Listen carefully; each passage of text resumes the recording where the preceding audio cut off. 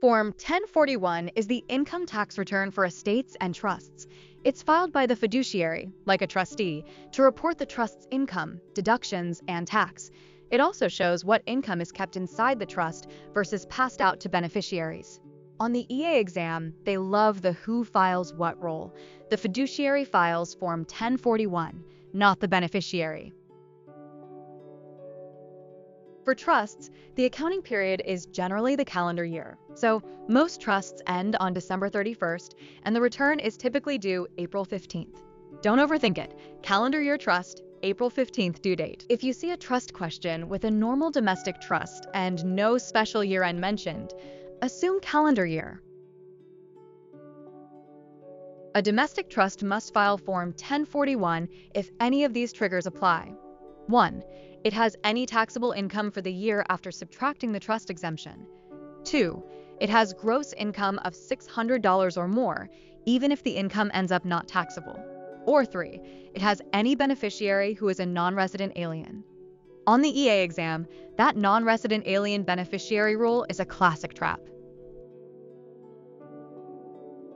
Let's make the 600 gross income rule concrete. Gross income is a filing trigger, not taxable income.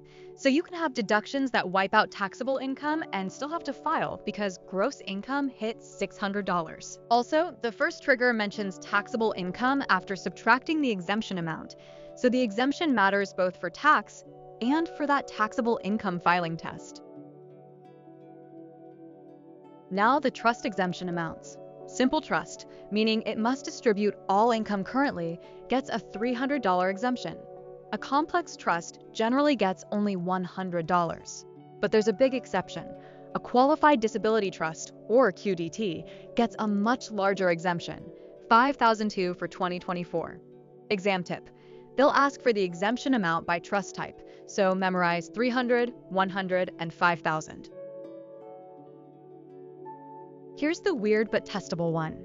A trust can be forced to file even when the income is tax-exempt. If the trust has a non-resident alien beneficiary, Form 1041 is required. So if you see municipal bond interest that's tax-exempt and under $600, you might think no return. But add an NRA beneficiary and filing is mandatory anyway.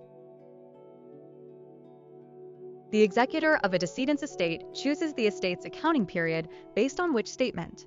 The options include things like being forced into a fiscal year based on date of death, being forced into a calendar year unless IRS approval, or choosing when filing the first return between calendar year and a fiscal year. Think about it. The correct answer is, when filing its first return, the executor can choose the calendar year or choose a fiscal year. Estates get flexibility that trusts usually don't. A tempting wrong choice is the one that ties the fiscal year to the date of death. It sounds logical, but it's not a rule. The choice is made on the first Form 1041. Daniel Whitaker died in 2023, and the executor elects a fiscal year end of October 31st for the estate. What's the deadline to file Form 1041, assuming no extension? The choices include April 15th, February 15th, January 15th, and March 15th. Think about the fourth month rule. The correct answer is February 15th.